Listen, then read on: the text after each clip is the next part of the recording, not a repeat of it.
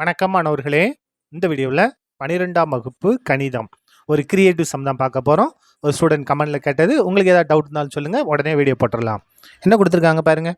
y = sin x என்ற வளைவரை x அச்சு கோடுகள் x = 0 மற்றும் x = π ஆகியவற்றால் அடைபடும் அரங்கத்தின் பரப்பளவு 2 சதுர அலகுகள் என நிறுவுக. என்னென்னது? sin x பாருங்க, ஒரு படம் பாருங்க, எக்ஸ் அச்சு ஒய் அச்சு. இதான் என்னது? சைன் எக்ஸோட வரைபடம். இந்த சைனோட மதிப்பு எப்பயுமே -1க்கும் +1க்கு நடுவில் தான் இருக்கும். பாருங்க, சைன் 90 டிகிரியோட மதிப்பு 1, சைன் பையோட மதிப்பு 0. இந்த மாதிரி இதாகிட்டே இருக்கும். சரியா? இப்போ என்ன வளைவரை இது பண்ணிட்டோம். இப்போ பாருங்க, எக்ஸ் அச்சு, இது எக்ஸ் அச்சு, எக்ஸ் = 0 என்ற கோடு. அப்போ எக்ஸோட மதிப்பு 0 அப்படின்னா இதுதான் இல்லையா? அதுக்கடுத்து எக்ஸ் = π. எக்ஸ் = π. இதான் என்னது?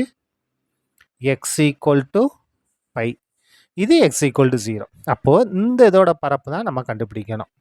இதோட பரப்பு தான் என்ன நம்ம நிரூபிக்கணும்? 2 அலகுகள் நம்ம நிரூபிக்கணும். ஈஸியாக நிரூபிச்சலாம் பாருங்க. இங்கே நமக்கு எக்ஸோட மதிப்பு எதுலேருந்து எது வரைக்கும்?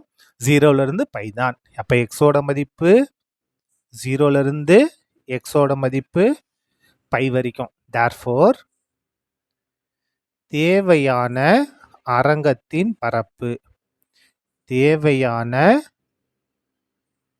அரங்கத்தின் பரப்புன்னு எழுதினாலும் சரி, அப்படிலாம் நீங்கள் பரப்பளவுன்னு எழுதிக்கிட்டாலும் சரி, ரெண்டும் ஒன்று தான். Equal to integral y dx. இங்கே y இருக்கு இல்லையா? ஏன்னா சார்பு வந்து yயில் தான் இருக்குது. dx, y dx மதிப்பு என்னென்னா 0லேருந்து π வரைக்கும், 0லேருந்து π ஈக்குவல் டு இன்டகரல் 0 to π. yன்றது என்னன்னா sin x, sin x into dx. அடுத்த ஸ்டெப் பார்க்கலாமா? ஈக்குவல் டு இதை நம்ம இன்டகிரேட் பண்ண போகிறோம். இன்டகிரேட் பண்ணுவோமா? sin x-ஐ இன்டகிரேட் பண்ணால் மைனஸ் காஸ் எக்ஸு மதிப்புகளை நம்ம பிரதிடணும். 0 to π.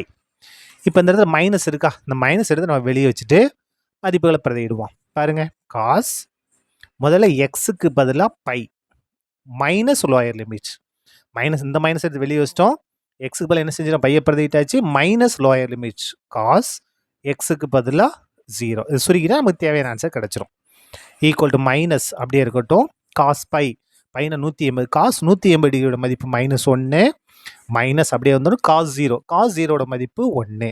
அடுத்த ஸ்டெப் பாருங்க. ஈக்குவல் டு மைனஸ் அப்படியே வந்துடும். -1 -1 சேம் சைடு நம்ம ஆட் பண்ணோம் இல்லையா? 1 கூட்டினா 2. என்ன 2? -2. மைனஸ் மைனஸ் என்ன ஆயிரும்? +2 மாறிடும். 2 சதுர அலகுகள். இதான் என்னது? நமக்கு தேவையான ஆன்சர். சரியா? அவ்வளோதான். இந்த கணக்கு முடிந்தது. நன்றி.